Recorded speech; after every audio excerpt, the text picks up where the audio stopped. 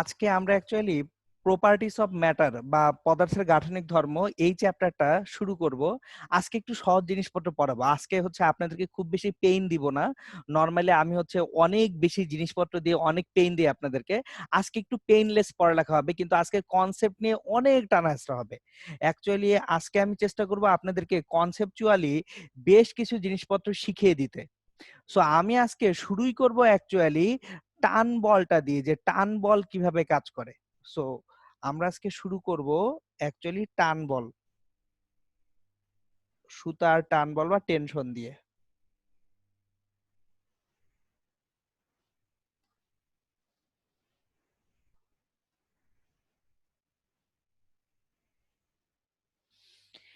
এখানে আমাদের basic conceptual অনেক ঘাপলা থাকে, অনেক ঝামেলা থাকে। আমি আস্তে আস্তে প্রত্যেকটা জিনিস আপনাদেরকে বুঝিয়ে দিব, কারণ এখান থেকে এমসিকিউ কোশ্চেন আসার সুযোগ অনেক বেশি। দেখেন, সুতার টান বল, টান বল হচ্ছে সমান ও বিপরীতমুখী মানের বল।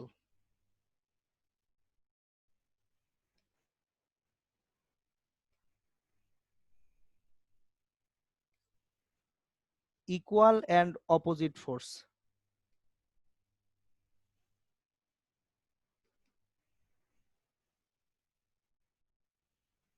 দুইটা ফোর্স যদি ইকুয়াল অ্যান্ড একই সাথে অপোজিট না হয় তাহলে কোনোদিন টান বল হবে না। টান বল হওয়ার জন্য অবশ্যই ইকুয়াল অ্যান্ড অপোজিট ফোর্স হইতে হবে। সো আমি একেবারে বেসিক জিনিসটা দিয়ে শুরু করি। ধরেন একটা সুতা কোথাও ঝুলানো আছে, তাহলে সুতাটা যদি কোথাও ঝুলানো থাকে এবং সুতার তলায় যদি একটা বস্তু থাকে, ধরেন একটা অবজেক্ট সুতার তলায় আছে এইখানে। এখন আমরা ইউজুয়ালি এখানে চোখ বন্ধ করে বলি টান বল টি ইকুয়ালস টু এম জি। এটা আমরা না বলে ফেলি কোনো রকম চিন্তা ভাবনা করা ছাড়া। কিন্তু আসলে কোন কনসেপ্ট থেকে এই টান বল টি ইকুয়ালস টু এম জি বলতেছি সেই কনসেপ্টটা আমরা আগে একটু দেখব। দেখেন, সুতার তলায় যে বস্তুটা ঝুলানো আছে এই বস্তুটার ওজন খাড়া নিচের দিকে কাজ করতেছে, এম জি। এখন একটা জিনিস মাথায় রাখবেন, একটা সুতার তলায় কোনো যদি ওজন প্রয়োগ করা হয়, ওই ওজন বা ওই বলটা সুতার প্রত্যেকটা দৈর্ঘ্যের উপরেই কাজ করে। তার মানে এই গোটা সুতার প্রত্যেকটা বিন্দুতেই কত বল কাজ করতেছে, এমজি। এখন সুতাটা একটা বিন্দুতে বাঁধা আছে, খেয়াল করেন এই বিন্দুটা। এখন যে বিন্দুটায় সুতা বাঁধা আছে আমি এই বিন্দুটাকে এনলার্জ করি, এটাকে একটু ম্যাগনিফাই করে দেখব। সো আমরা এটাকে একটু ম্যাগনিফাই করি। সুতাটা আমার এখানে বাঁধা, এই পয়েন্টে সুতাটা বাঁধা। তাহলে এই সুতা নিচের দিকে কত ওজন লাভ করছে, এমজি।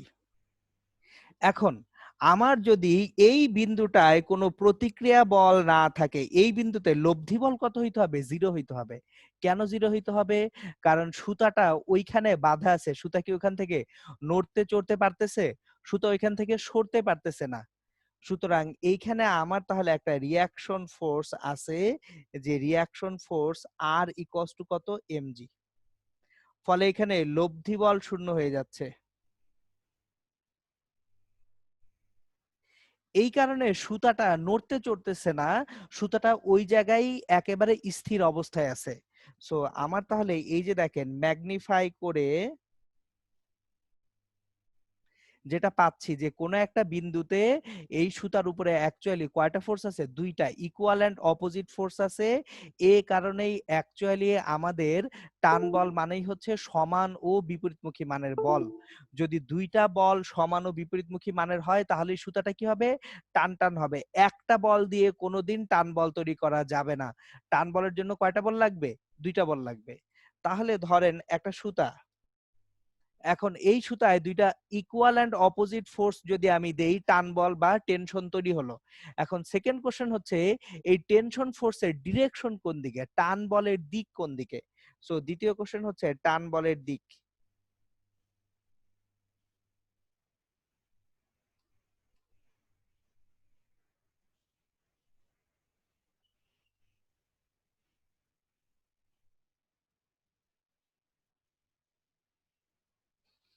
টান বলের দিক সবসময় হচ্ছে যেখানে সুতাটা বাঁধা আছে সেই দিকে। সো যে বিন্দুতে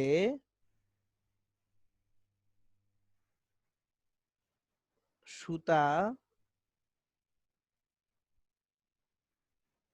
বাঁধা আছে সেই বিন্দুর দিকে টান বল ক্রিয়া করে। সুতা যেখানে বাঁধা আছে সেই দিকে টান বল কাজ করবে। এখন যদি সুতা বাঁধা না থাকে, সুতা যদি বাঁধা না থাকে সেক্ষেত্রে সবসময় সুতার ভিতরের দিকে বাঁধা না থাকে, যদি সুতা মানে আপনি দুই পাশ থেকে বল প্রয়োগ করলেন, সুতা কোথাও বাঁধা নাই, আপনি একটা হাতে একটা সুতা ধরে দুই পাশ থেকে টান দিলেন, তাহলে কিন্তু কোনো দিকেই অ্যাকচুয়ালি বাঁধা নাই। সো বাঁধা যদি না থাকে তাহলে আমরা অল্টারনেটলি মাথায় রাখবো সুতায়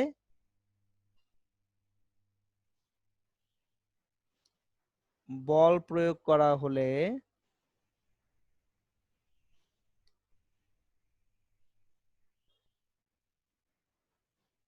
টান বল ভিতরের দিকে কাজ করবে।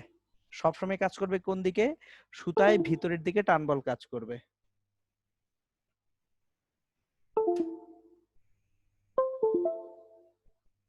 টান বল কাজ করবে সুতায় ভিতরের দিকে।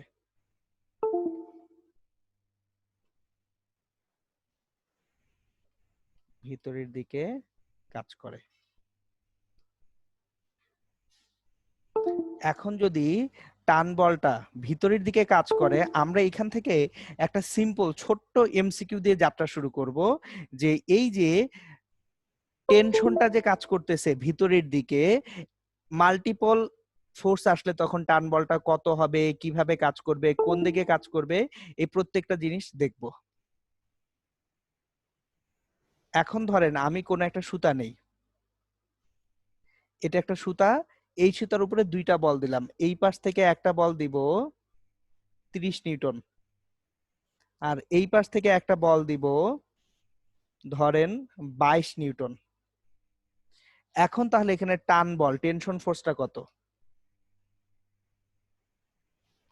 টান বল হচ্ছে 22 নিউটন, কারণ 22 নিউটনটা হচ্ছে ইকুয়াল এন্ড অপোজিট আছে।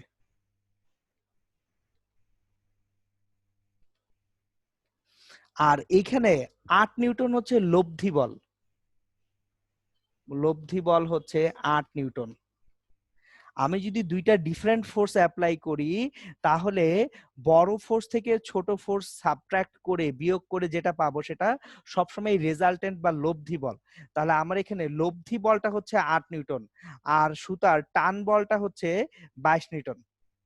এখন একটা জিনিস খেয়াল করি আমরা, টান বলটা যদি 22 নিউটন হয়ে থাকে, টান বল কোন দিকে কাজ করবে? টান বল কাজ করবে যে ভিতরের দিকে, এদিকে কাজ করবে টান বল। তাহলে টি এর ডিরেকশন হচ্ছে অলওয়েজ ভিতরের দিকে, এটা হচ্ছে টি এর ডাইরেকশন। এখন তাহলে এই টান বলের জন্য অ্যাকচুয়ালি যেটা হয়, সুতার প্রসারণ হয়। সো টান বলের জন্য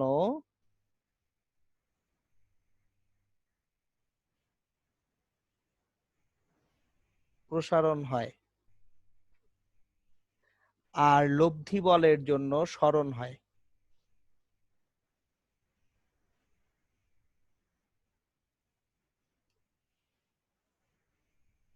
এটা সবসময় মাথায় রাখতে হবে। যদি টান বল থাকে, এই টান বলটা অ্যাকচুয়ালি সুতাটাকে কি করবে? স্ট্রেচ করবে, প্রসারিত করবে। আর রেজাল্টেন্ট ফোর্স যেটা, সেটা হচ্ছে সুতাটাকে কি করবে? ডিসপ্লেসড করবে। ঠিক আছে? তাহলে একটা জিনিস খেয়াল করেন, আমরা যে টান বলের ডেফিনিশন পেয়ে গেলাম, টান বলের জন্য কি কি হয় সেটা শিখে গেলাম। সো এবার নেক্সট যেটা আসবো সেটা হচ্ছে একটা সুতা ম্যাক্সিমাম কতটুকু টান বল সহ্য করতে পারবে, এবং কোন পয়েন্টে সে ব্রেক করবে বা টিয়ার করবে, ছিঁড়ে যাবে, ওখান থেকে বেশ কিছু জিনিসপত্র আমরা শিখবো। সো আমরা এখন দেখবো যেটা, সেটা হচ্ছে অসহ বল,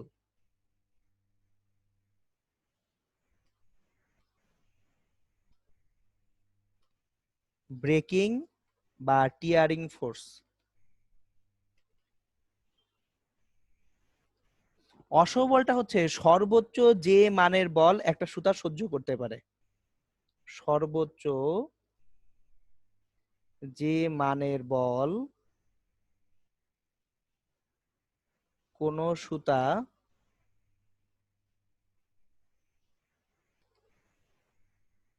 সহ্য করতে পারে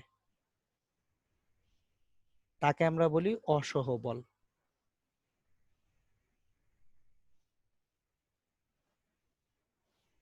এখন আমি এইখানে বেশ কিছু জিনিসপত্র আপনাদেরকে ডিটেইলসে দেখাবো, কারণ হচ্ছে এগুলা অ্যাকচুয়ালি কনসেপ্টটুকু ক্লিয়ার না থাকলে কোশ্চেনে আপনাদেরকে অনেকভাবে পেঁচানো যাবে। আমি একটা ছোট্ট কোশ্চেন দিয়ে শুরু করব। কোশ্চেনটা হচ্ছে, ফর এক্সাম্পল ধরেন আপনার কাছে একটা 10 মিটার দৈর্ঘ্যের সুতা আছে, এই সুতাটার দৈর্ঘ্য হচ্ছে 10 মিটার, 10 মিটার, এবং সুতাটা উইথস্ট্যান্ড করতে পারে বা সহ্য করতে পারে ছিঁড়ে যাওয়ার আগ পর্যন্ত সে 100 নিউটন। তাহলে এখানে অসহ বল 100 নিউটন, এই সম্পূর্ণ সুতার জন্য অসহ বল 100 নিউটন। এখন যদি সুতাটিকে ছিঁড়ে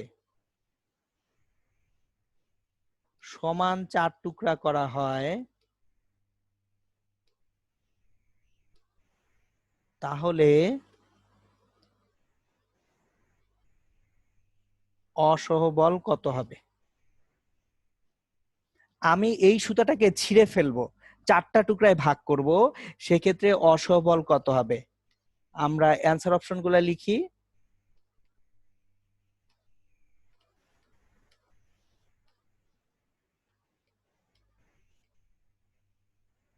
দেখেন, আমি এখানে একটা সুতাকে ছিঁড়ে 4টা টুকরায় যদি ডিভাইড করি, তাহলে তার যে উইথ স্ট্যান্ডিং ফোর্স বা কতটুকু সর্বোচ্চ সে সহ্য করতে পারবে, সেটা কি সেম থাকবে, নাকি 4 ভাগে ভাগ হবে, নাকি 4 গুণ হবে, নাকি এগুলোর কোনোটাই হবে না, সেটা হচ্ছে অ্যান্সার। এখানে অনেকেই অনেকভাবে চিন্তা করেন, আমি আপনাদের চিন্তা ভাবনাগুলোকে বাদ দিয়ে দিচ্ছি। জাস্ট সিম্পলি একটা জিনিস দেখেন, একটা সুতা ছেঁড়ার জন্য অ্যাকচুয়ালি কি লাগে।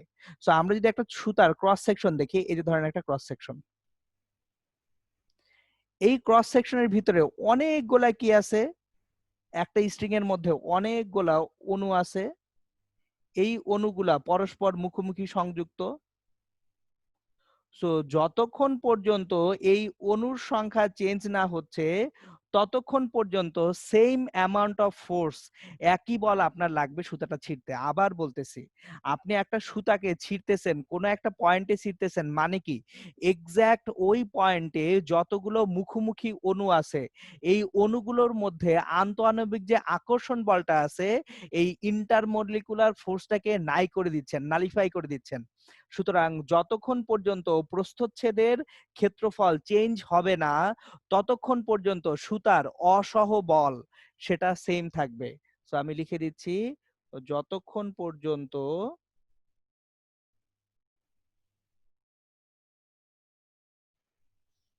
প্রস্থচ্ছেদের ক্ষেত্রফল,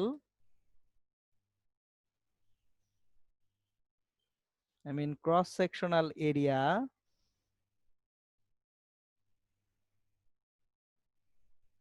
একই থাকবে, ততক্ষণ অসহ বল পরিবর্তিত হবে না।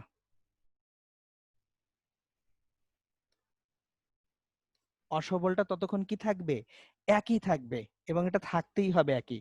সুতরাং অ্যান্সারটা তাহলে 100 নিউটনই হবে। কিন্তু যদি আমি প্রস্থচ্ছেদটাকে পরিবর্তন করে ফেলি, তাহলে কি অণুর সংখ্যা কমে যাচ্ছে না? ধরেন একটা সুতার প্রস্থচ্ছেদ আপনি চেঞ্জ করে ফেলতেছেন, তাহলে প্রস্থচ্ছেদ যেভাবে চেঞ্জ করবেন সেইভাবে অসবলটাও চেঞ্জ হয়ে যায়। বাট আপনাদের অ্যাকচুয়ালি এতটুকু মাথায় রাখাটাই এনাফ। ইউনিভার্সিটি বা মেডিকেল অ্যাডমিশন টেস্ট কোশ্চেন হিসেবে এই কোশ্চেনটা খুব প্রেফারেবল একটা কোশ্চেন। ওকে, সো আমরা একেবারে ভেরি বেসিকটা শিখে ফেললাম যে আসলে টান বলের বেসিকটা কি। এখন এই টান বলের বেসিক থেকে আমি অ্যাকচুয়ালি আগাবো, এই চ্যাপ্টারের প্রথম যে জিনিসটা আপনাদের লাগবে সেটা হচ্ছে বিভিন্ন স্থিতিস্থাপকতার গুণাঙ্ক। অ্যাকচুয়ালি গুণাঙ্ক গুলা 3টা ভিন্ন ভিন্ন গুণাঙ্ক আছে, কিন্তু আসলে সবগুলা একটা বেসিক কনসেপ্টের উপরে এস্টাবলিশড। সুতরাং আমরা স্থিতিস্থাপকতার গুণাঙ্ক যদি দেখতে যাই,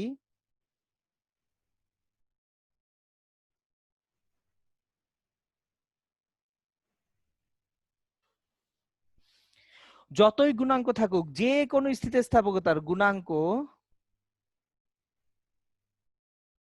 ইকুয়ালস টু পীড়ন, স্ট্রেস ডিভাইডেড বাই বিকৃতি, স্ট্রেন। এখন দেখেন স্ট্রেস বা পীড়ন অলওয়েজ এটা হচ্ছে চাপ, force divided by area A বা চাপ। আর বিকৃতি স্ট্রেনটা হচ্ছে পরিবর্তন একক মাত্রায়। কথাগুলো একটু খেয়াল করেন, দেখেন আমি কি বলতেছি, একক মাত্রায় পরিবর্তন ডিভাইডেড বাই আদি পরিমাপ। সো একক মাত্রায় পরিবর্তন ডিভাইডেড বাই আদি পরিমাপ, এটা হচ্ছে বিকৃতি। তাহলে বিকৃতি একটা কি রাশি? এককহীন রাশি, বিকৃতির কোনো একক নাই। তাহলে আপনাকে যদি জিজ্ঞেস করা হয় যে কোনো গুণাঙ্ক নিয়ে, যে কোনো গুণাঙ্ক, সেটা ইয়ং এর গুণাঙ্ক হতে পারে, সেটা আয়তন গুণাঙ্ক হতে পারে, সেটা ক্রিন্তন গুণাঙ্ক হতে পারে, যে কোনো গুণাঙ্ক নিয়ে প্রশ্ন করা হলে আপনি আসলে বলবেন গুণাঙ্কের যে একক, যে কোনো গুণাঙ্কের একক হচ্ছে চাপের একক বা প্যাসকেল বা নিউটন পার মিটার স্কয়ার। সুতরাং যে কোনো স্থিতিস্থাপকতার গুণাঙ্ক হোক, সেটার একক আমরা পেয়ে গেলাম। এবং এখান থেকে আরেকটা জিনিস মাথায় রাখবেন, মাত্রার সমীকরণ। কেন মাত্রা সমীকরণ মাথায় রাখবেন? কারণ হচ্ছে আপনাদের ঢাকা বিশ্ববিদ্যালয়ে ভর্তি পরীক্ষার প্রশ্নে এমসিকিউ গুলার মধ্যে সাধারণত একটা মাত্রা কমন, প্রত্যেক বছরই দেখা যায় যে একটা করে মাত্রা দেওয়া থাকে। তাহলে সকল এককের যদি মাত্রা না জানা থাকে তাহলে ঝামেলায় পড়বেন। দেখুন নিউটন পার মিটার স্কয়ার, এটার মাত্রা কত? নিউটন মানে হচ্ছে kilogram metre per second square, আর মিটার স্কয়ার এখানে আছে, তার মানে kilogram per metre per second square. সুতরাং আমরা তাহলে পাচ্ছি M L minus one T minus two, এটা হচ্ছে মাত্রা কিসের? স্থিতিস্থাপকতার গুণাঙ্কের।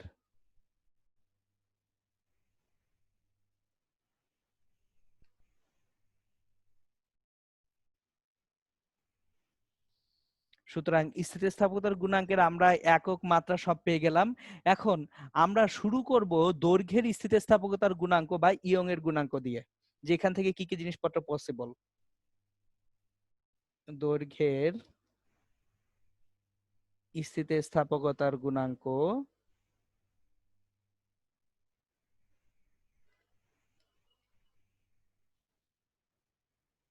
বা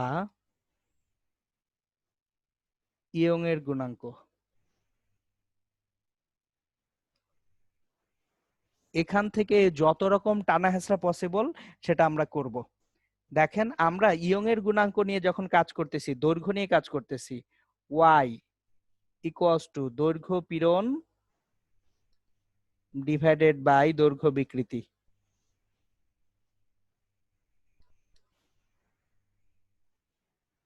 এখন পীড়ন হচ্ছে এফ বাই এ আর বিকৃতি হচ্ছে এল বাই এল, তাহলে F L divided by A L, F equals to M G L divided by A হচ্ছে পাই স্কয়ার এল। এভাবে অ্যাকচুয়ালি দৈর্ঘ্য পীড়ন বাই দৈর্ঘ্য বিকৃতি থেকে আমরা ইয়ং এর গুণাঙ্কটা পাই। এবার অ্যাকচুয়ালি ইয়ং এর গুণাঙ্ক থেকে পেঁচানোর কি কি জিনিসপত্র আছে সেগুলো আমরা দেখব, যে ইয়ং এর গুণাঙ্কের সঙ্গে আসলে কি কি জিনিসপত্র সম্পর্কিত হতে পারে, কি কি টাইপ কোশ্চেন করতে পারে, যেগুলো হয়তো বা আমাদের কাছে কিছুটা আননোন লাগতে পারে। সো চলেন আমরা একটা একটা করে প্রবলেম সলভ করি। টাইপ 1,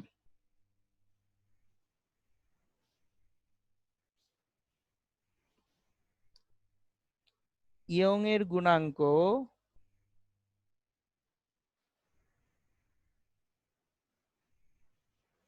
সাথে তাপমাত্রার সম্পর্ক।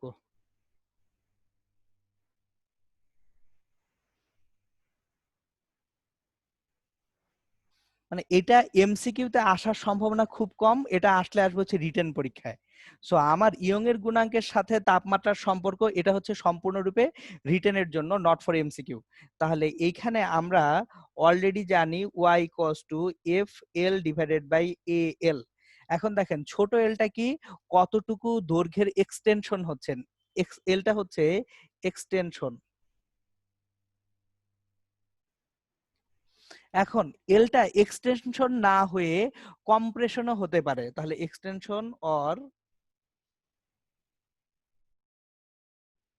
কম্প্রেশন দুটাই হতে পারে, বাট আমরা থিওরিটিক্যালি শুধু এক্সটেনশন নিয়ে চিন্তা করি অ্যাকচুয়ালি।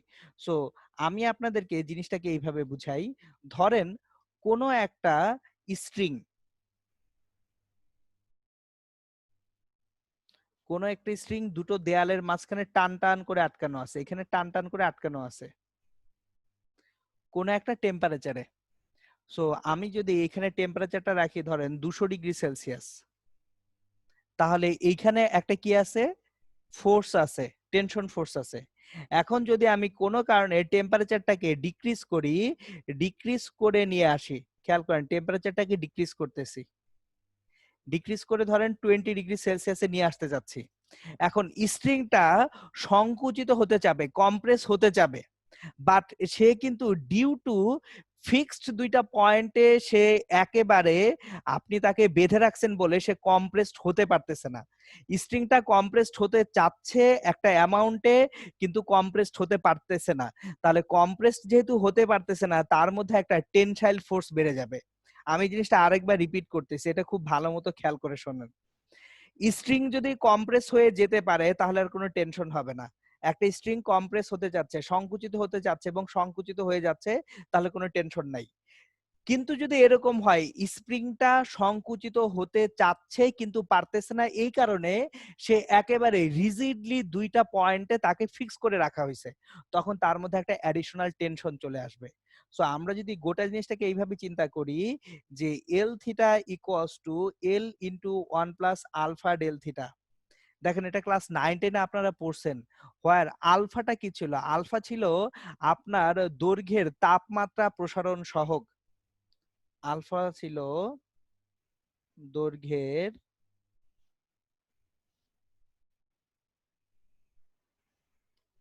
তাপমাত্রা প্রসারণ সহগ,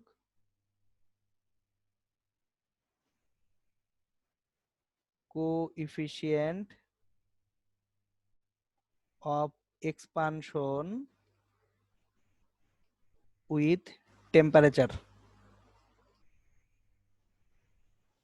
এটা ছিল আলফা। এখন একটা জিনিস খেয়াল করেন, আমার ইনিশিয়ালি যদি এল থাকে দৈর্ঘ্যটা, এল থিটা যদি ফাইনাল দৈর্ঘ্য হয়, ছোট এল এক্সটেনশন অর কম্প্রেশন, এটা হবে L theta minus L, and L theta minus L equals to L alpha del theta. So আমরা এখানে y equals to F L divided by A, ছোট এল হচ্ছে L alpha del theta. So এখানে যে force F equals to Y A alpha del theta. আমি আপনাদেরকে যারা আগে পড়ালেখা করছেন আমার সঙ্গে, তাদেরকে একটা জিনিস বলছিলাম যে বোর্ড এক্সামে যদি আসে এই ইকুয়েশনটা ডিরেক্ট ইউজ করা যাবে না, বাট অ্যাডমিশনে আপনারা এখন ডিরেক্ট ইউজ করতে পারবেন। সো আমি এটা লিখে রাখতেছি, বোর্ড এক্সামে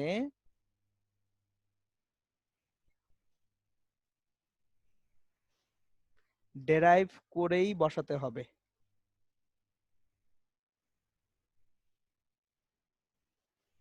কিন্তু অ্যাডমিশন টেস্টে ডিরেক্ট ব্যবহার করা যাবে। তাহলে আপনাকে যদি কোনো একটা সুতা দিয়ে বলে এই সুতা একটা টেম্পারেচারে আছে, টান টান করে বাঁধা, টেম্পারেচার কমিয়ে ফেলা হয়েছে, তাহলে এখানে কতটুকু টেনশন অ্যাডিশনাল আসবে, খুব easy, F equals to Y alpha del theta করলেই হয়ে যাচ্ছে আপনাদের, এবং এখন অ্যাডমিশনের জন্য আপনি ডিরেক্টলি এটা ইউজ করতে পারবেন। সো এটা গেল টাইপ 1, এখন আসি টাইপ 2 তে। টাইপ 2 টা একটু ইন্টারেস্টিং টাইপ প্রবলেম। টাইপ 2 তে যেটা হয় সেটা হচ্ছে সেলফ ওয়েটের কারণে কোন একটা অবজেক্টের ছিঁড়ে যাওয়াটা আমরা দেখব। সো ব্রেকিং অর টিয়ারিং হবে কোন একটা সুতার সেলফ ওয়েট, নিজস্ব ওজনের কারণে সুতার ছিঁড়ে যাওয়া, নিজস্ব ওজনের কারণে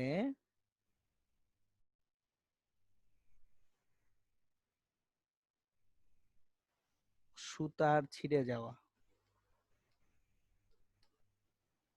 আপনার একটা সুতা কোথাও থেকে ঝুলিয়ে রাখছেন, যতই সুতার দৈর্ঘ্য বড় করতে থাকবেন সুতার নিজের ওজন বাড়তে থাকবে। জিনিসটা খেয়াল করেন, ধরেন আমি এখান থেকে এক পিস সুতা ঝুলাইছি, এই যে সুতা ঝুলাই রাখছে এক পিস, তাহলে এই সুতার ওজনটাই এই সুতার উপরে কাজ করতেছে এখানে। এখন আমি যদি সুতার দৈর্ঘ্যটাকে বাড়াতে শুরু করি, যত বেশি দৈর্ঘ্যের সুতা তত বেশি ওজন। তাহলে এই যে দেখেন এই পয়েন্টে আমার যে ওজনটা অ্যাপ্লাইড হচ্ছে সেটা কি বেড়ে গেল না?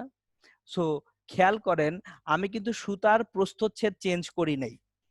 তাহলে যদি প্রস্থচ্ছেদ চেঞ্জ না করি, এই যে দেখেন কনসেপ্ট গুলা কেন ইম্পর্টেন্ট, একটু পিছনে যাই।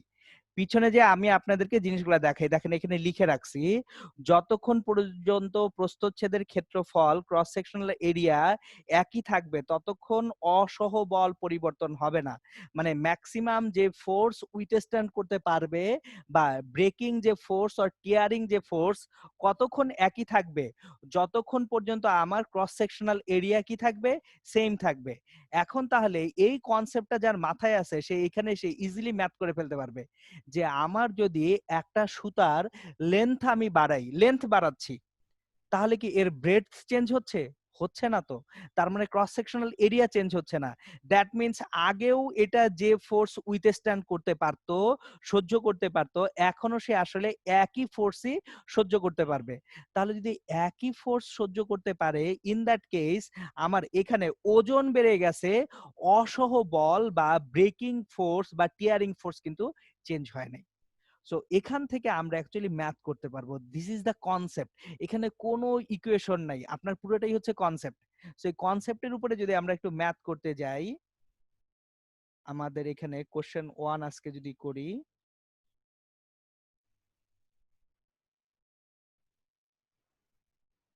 কোনো একটি ধাতব তারের ঘনত্ব 5.9 into 10 cube kilogram per cubic metre ও তারটির অসহপীড়ন, মানে ম্যাক্সিমাম যে প্রেসারটা সে উইথস্ট্যান্ড করতে পারবে, অসহপীড়নটা হচ্ছে ম্যাক্সিমাম স্ট্রেস যেটা টিয়ারিং এর আগ পর্যন্ত সে নিতে পারবে সেটা। অসহপীড়ন দেওয়া আছে ধরেন 5.9 into 10⁸ newton per metre square. সর্বাধিক কত দৈর্ঘ্যের ওই পদার্থের তৈরি সুতা না ছিঁড়ে ঝুলে থাকতে পারবে? সো আমি অ্যাকচুয়ালি ম্যাক্সিমাম কত লেন্থের এই সুতা না ছিঁড়ে ঝুলে থাকতে পারবে, এইটা একটা ইন্টারেস্টিং প্রবলেম এবং এটা কিন্তু বোথ ভার্সিটি এন্ড ইঞ্জিনিয়ারিং দুই জায়গায় আসতে পারে। দেখেন এটা আমি ভার্সিটি রিটেন কোশ্চেন হিসেবে দিয়ে দিতে পারি, কারণ অ্যাকচুয়ালি এটার সলিউশনটা খুব সহজ। কিভাবে সলিউশনটা সহজ সেটা আমি আপনাদেরকে দেখাচ্ছি। দেখেন ইভেন আমি এখানে ইয়ং এর যে গুণাঙ্ক, ইয়ংস মডুলাস, সেটাও কিন্তু এখনো বলি নাই। ম্যাথের যে ডাটাটা আছে এই ম্যাথের ডাটায় আমি ইয়ং মডুলাসও বলি নাই। দেখি ইয়ং মডুলাস যে বলি নাই তাতে কি আসে যায়। আমরা জানি density rho equals to M divided by volume V. দেখেন rho equals to M divided by V. এখন আমার এইখানে যেহেতু অসহপীড়ন দেওয়া আছে, দ্যাট মিন্স ম্যাক্সিমাম ফোর্স হতে হলে এইখানে এই সিনারিওতে যে ওজনটা আছে self wait W equals two MG, সেটাই কিন্তু কি হিসেবে আসতেছে, ফোর্স হিসেবে আসতেছে। সো আমি এখানে এমজি নিয়ে আসলাম, তাহলে নিচে হবে ভিজি। এখন দেখেন ভি সমান কি, ক্রস সেকশনাল এরিয়া এ ইন্টু লেন্থ এল। এই লেন্থটা ছোট এল না, এই লেন্থটা বড় এল, কারণ আমি volume of the total object নিচ্ছি। তাহলে এ এল ইন্টু জি। এখন একটা জিনিস খেয়াল করেন, ম্যাথ অ্যাকচুয়ালি শেষ হয়ে গেছে আমাদের। Rho equals to M G by A divided by L into G. এখন দেখেন তো এম জি বাই এ যেটা আছে এটাই হচ্ছে force divided by cross sectional area, মানে এটাই কি স্ট্রেস বা পীড়ন না? তাহলে এই পীড়নের ভ্যালুটা কত দেওয়া আছে? 5.9 ইন্টু 10^8। সো আমার তাহলে L equals to 5.9 into 10^8 divided by rho into G. So ভ্যালুগুলো যদি বসিয়ে দেই, 5.9 into 10^8 divided by rho 5.9 into 10 cube. So আমরা এখানে একটা জি আছে, 10^5 divided by G metre. Maximum এত লেন্থের একটা ওয়্যার সে না ছিঁড়ে ঝুলে থাকতে পারবে। তাহলে what will be the answer? অ্যান্সারটা হবে অ্যাকচুয়ালি 10^5 কে আপনি যদি 10 দ্বারা গুণ করেন, 10^4, 10,000 মিটারের কাছাকাছি একটা অ্যান্সার হবে। So L will be almost equal to, L will be around 10,000 metre. আর যদি জি এর ভ্যালু 10 ধরে চিন্তা করেন, তাহলে এল এর ভ্যালু 10,000 মিটারই ডিরেক্টলি হয়ে যাবে। সো দুটো টাইপ হয়ে গেল এখানে। এখন আসবো টাইপ 3 তে। টাইপ 3,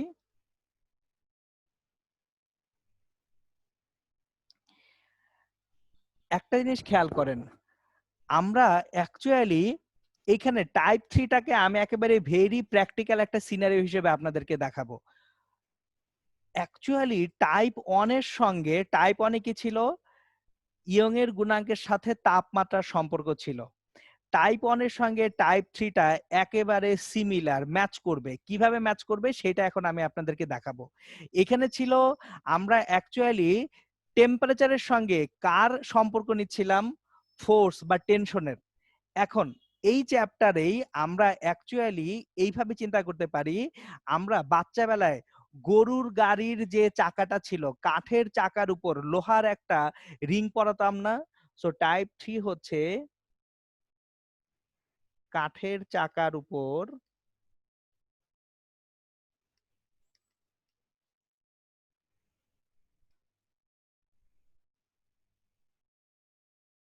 লোহার রিং পরানো। আমরা একটা কাঠের চাকা নিব, এই কাঠের চাকার উপরে একটা লোহার রিং পরাবো। তাহলে দেখেন ঘটনাটা কি ঘটে। আমি শুরুতে একটা কাঠের চাকা নিচ্ছি। Let us say this is the wooden wheel. এটা হচ্ছে কাঠের চাকাটা।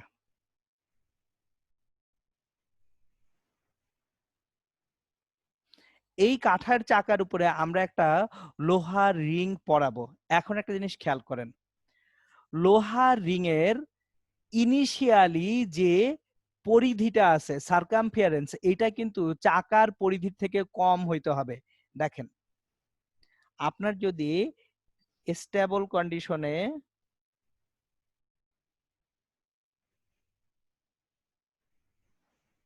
লোহার রিং এর পরিধি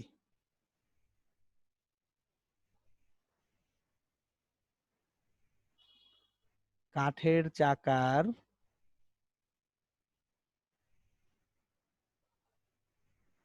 পরিধি অপেক্ষা কম হলে লোহার রিং একেবারে টাইট হয়ে চাকার উপর বসে থাকবে।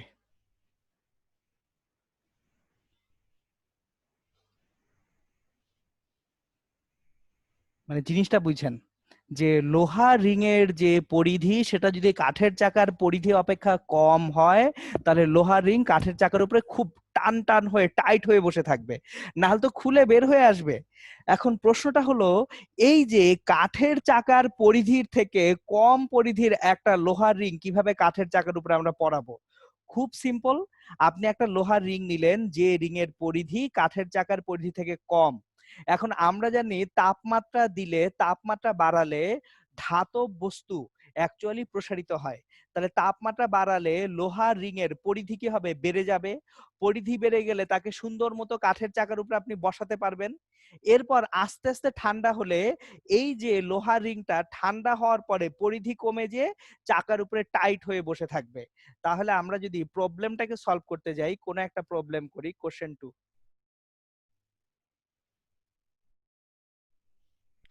1 মিটার, না ব্যাসার্ধ 1 মিটার অনেক বড় হয়ে যায় অ্যাকচুয়ালি, 0.5 মিটার ব্যাসার্ধের একটি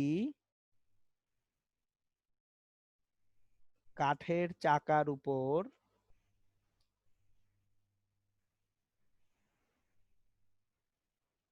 0.49 মিটার ব্যাসার্ধের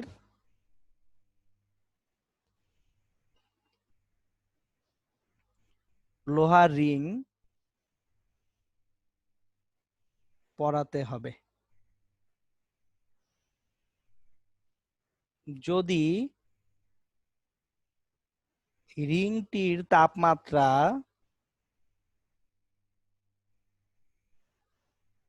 300 ডিগ্রি সেলসিয়াস বাড়ালে রিংটি কাঠের চাকার উপর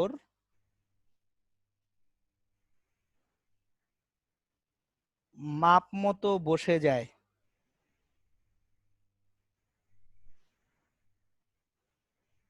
তাহলে রিং এর তাপমাত্রা প্রসারণ সহগ কত?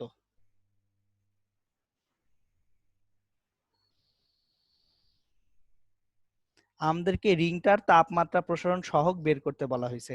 অ্যাকচুয়ালি সিমিলার টাইপের একটা কোশ্চেন ছিল বুয়েট ভর্তি পরীক্ষায়, খুব সম্ভবত 2003-4 সালের দিকে, মানে খুব আগের দিকে সিমিলার একই রকম এই টাইপের একটা কোশ্চেন ছিল। এই জন্য আমি রিপিট করছি যে 0.5 মিটার ব্যাসার্ধের একটা কাঠের চাকার উপর 0.49 মিটার ব্যাসার্ধের লোহার রিং পরাতে হবে। একটা জিনিস খেয়াল করেন, তাহলে আমার শুরুতে R0 এইটা হচ্ছে 0.49 মিটার, আর R থিটা এটা হচ্ছে 0.5 মিটার।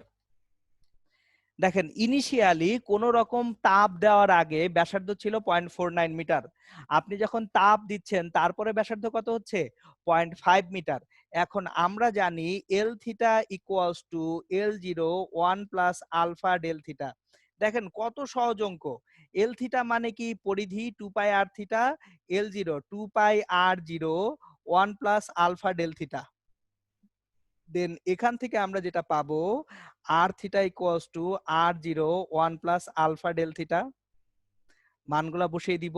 আর থিটা হচ্ছে 0.5, R0 হচ্ছে 0.49, 1 প্লাস আলফা ডেল থিটা হচ্ছে 300।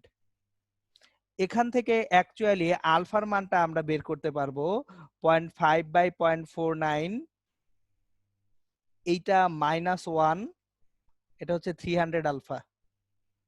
সেখান থেকে আলফার একটা ভ্যালু বের হবে, আলফার ভ্যালুটা যেটা বের হবে সেটা এখান থেকে আমরা অ্যাকচুয়ালি বের করতে পারছি। সো জিনিসটা তাহলে খেয়াল করেন, এটা হচ্ছে টাইপ 3 গেল, কাঠের চাকার উপরে কি পরানো? লোহা রিং পরানো। এরপর আসবো টাইপ 4 এ। টাইপ 4,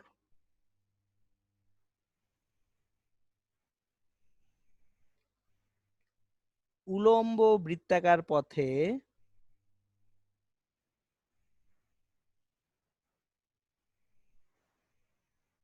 ঘূর্ণায়মান সুতার সর্বোচ্চ ও সর্বনিম্ন প্রসারণ।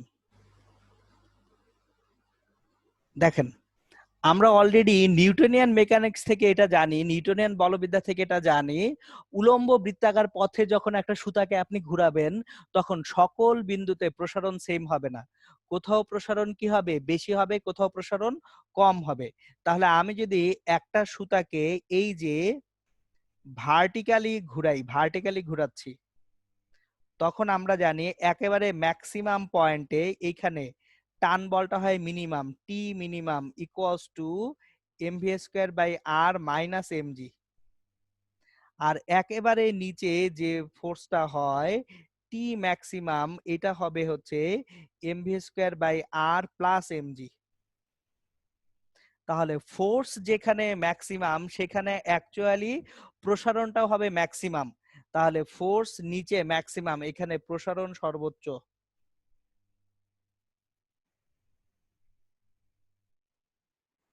আর এইখানে হবে প্রসারণ সর্বনিম্ন।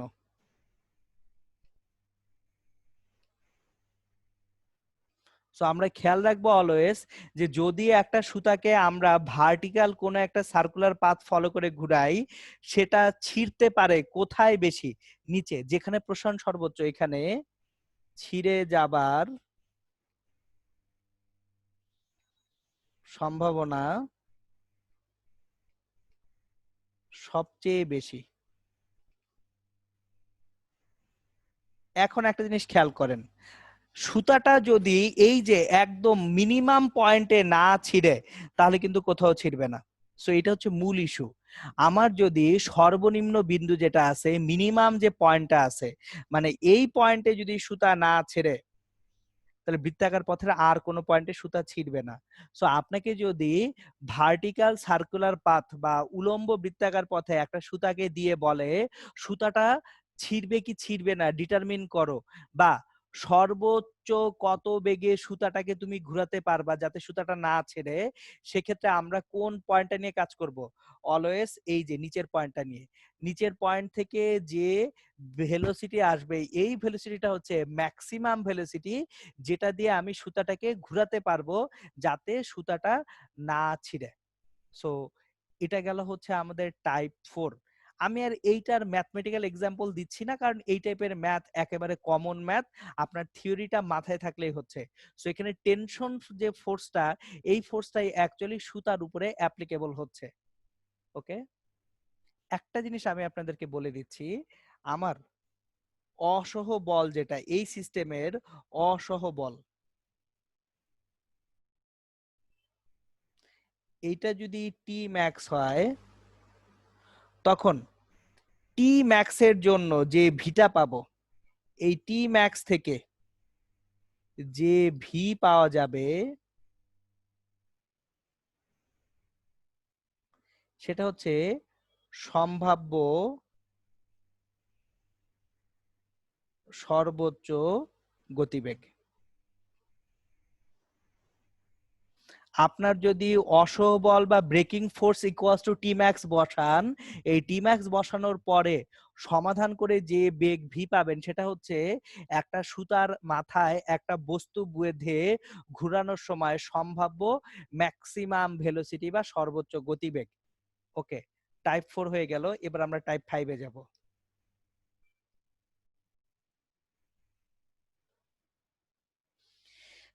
টাইপ 5টা হচ্ছে অ্যাকচুয়ালি আমরা যখন এক্সটেনশন বা প্রসারণ করতেছি, প্রসারণের জন্য কিরকম কাজ হবে সেই কাজটুকু। সো টাইপ 5 হচ্ছে প্রসারণ জনিত কৃত কাজের হিসাব নিকাশ দিয়ে। সো টাইপ 5 এটা নাথিং বাট প্রসারণ জনিত কৃত কাজ।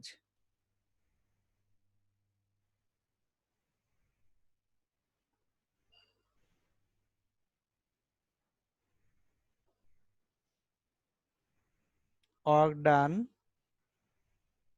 due to expansion. ওকে, আপনারা এটা অনেকভাবে পড়ে আসছেন। আমি আজকে আপনাদেরকে ওয়ার্ক ডানের বেশ কয়েকটা জিনিসপত্র একবারে দেখিয়ে দিব, কারণ এই জিনিসগুলো খুব ইম্পর্টেন্ট। আপনারা একেবারে মুখস্থ করে ফেলছেন যে ডাব্লিউ সমান Y A L square by twice L. Okay, মুখস্থ করছেন, কোনো সমস্যা নেই। আবার হচ্ছে একক আয়তনে কৃত কাজ বা সঞ্চিত শক্তি ইকুয়ালস টু হাফ ইন্টু পীড়ন ইন্টু বিকৃতি। That means half into stress into strain. So organ per unit volume, এইগুলো আপনাদের পড়া। কিন্তু আমি আপনাদেরকে এগুলার অ্যাডিশনালি কিছু জিনিসপত্র শিখিয়ে রাখবো। সেটা হচ্ছে যখনই এক্সটেনশন হচ্ছে বা প্রসারণ হচ্ছে, এই প্রসারণ জনিত কৃত কাজ, প্রসারণ জনিত কৃত কাজ ডাব্লিউ ইকুয়ালস টু অ্যাকচুয়ালি হলো প্রযুক্ত বল বা ওজন, অনেক সময় প্রযুক্ত বলটাই ওজন, ইনটু প্রসারণ বাই 2। সো প্রসারণ বাই 2 কে অনেক সময় এই প্রসারণ বাই 2 যেটা, এটাই অ্যাকচুয়ালি হচ্ছে ভর কেন্দ্রের সরণ।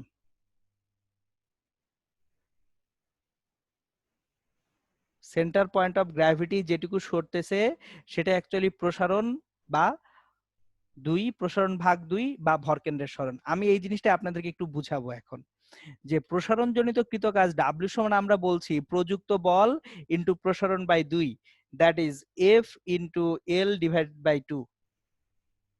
সো আপনাদের এইটা লাইফ অনেক ইজি করে দিবে। দেখেন, ধরেন একটা সুতা এইভাবে রাখা আছে, এই সুতার দৈর্ঘ্যটা হচ্ছে 10 মিটার। সুতার দৈর্ঘ্য কত মিটার? 10 মিটার। তাহলে সুতার যে সেন্টার পয়েন্ট অফ গ্র্যাভিটি কত মিটারে আছে? 5 মিটারে। এখন সুতাটাকে আমি টান দিলাম, টান দিয়ে এটাকে 11 মিটারে স্ট্রেচ করলাম। স্ট্রেচ করলাম কত মিটারে? 11 মিটারে। তাহলে এখন নতুন সেন্টার পয়েন্ট অফ গ্র্যাভিটি কত মিটারে আসবে? 5.5 মিটারে আসবে। এখন একটা জিনিস খেয়াল করেন, সুতাটার এক্সটেনশন হয়েছে 1 মিটার, বা সেন্টার পয়েন্ট অফ গ্র্যাভিটি সরে গেছে কত মিটার? 0.5 মিটার। সো অলওয়েজ খেয়াল রাখবেন যে প্রসারণের বেলায়, প্রসারণ বা সংকোচনের ক্ষেত্রে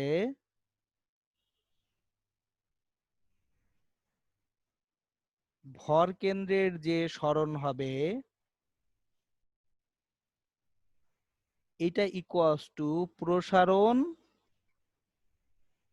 বা সংকোচন, এটাকে আমরা 2 দ্বারা ডিভাইড করলে পাবো। যে কোনো প্রসারণ বা সংকোচনের ক্ষেত্রে ভর কেন্দ্রের সরণ হচ্ছে প্রসারণ বা সংকোচন ডিভাইডেড বাই 2। সো এখন তাহলে একটা জিনিস খেয়াল করেন, আমরা যে work done W equals to নিচ্ছিলাম, W equals to F into প্রসারণ বা সংকোচন এল ডিভাইডেড বাই 2 পাচ্ছিলাম।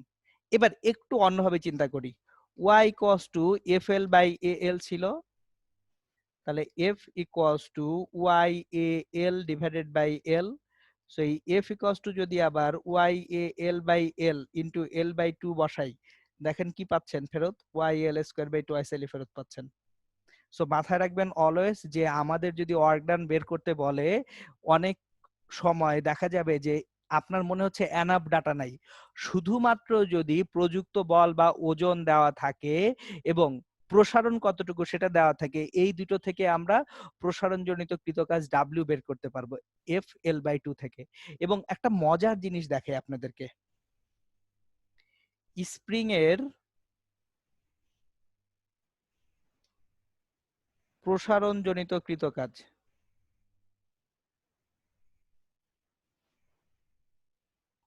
আমরা সারা জীবন এটাকে ইন্টিগ্রেট করে করে আসছি, ইন্টিগ্রেশন করে করে আসছি। অ্যাকচুয়ালি যদি ইউনিফর্ম বা সুষম অবজেক্ট হয় তাহলে ইন্টিগ্রেশন করতে হয় না, কনসেপ্ট দিয়েই করা যায়। অসম হলে, সুষম না হয়ে যদি অসম হয়, তাহলে তখন আমাদেরকে অ্যাকচুয়ালি ইন্টিগ্রেশনে যেতে হবে। কিন্তু সুষম বস্তু হলে ইন্টিগ্রেশনে যাওয়ার কোনো প্রয়োজন নাই। দেখেন কৃতকাজ ডাব্লিউ ইকুয়ালস টু বল এফ সমান কি কে এক্স নাই স্প্রিং এর ক্ষেত্রে, আর স্প্রিং এর প্রসারণ হয়েছে এক্স, তাহলে এক্স বাই 2। এই যে দেখেন হাফ কে এক্স স্কোয়ার, এটাই আপনারা পড়ে আসছেন। এনিওয়ে, সো আমাদের অ্যাকচুয়ালি এই যে এতক্ষণ ধরে আমি আপনাদেরকে যা দেখালাম সবই হচ্ছে ইয়ং এর গুণাঙ্কের বিভিন্ন রকম অ্যাপ্লিকেশন, বা ইয়ং এর গুণাঙ্ক দিয়ে কি কি জিনিসপত্র হতে পারে সেইটার হিসাব নিকাশ। এইবার এখন পিওর ইঞ্জিনিয়ারিং এর জন্য আমি ইয়ং এর গুণাঙ্কের একটা অ্যাপ্লিকেশন দেখাবো।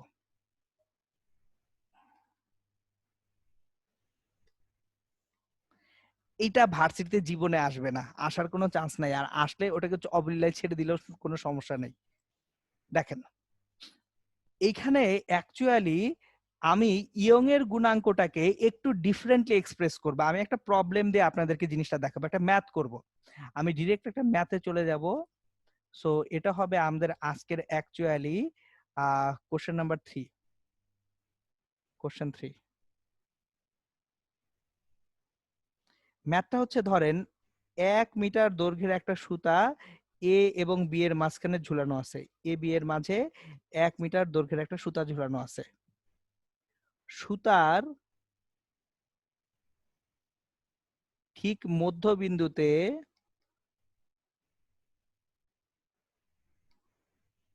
কত কিলোগ্রাম ভর ঝুলানো হলে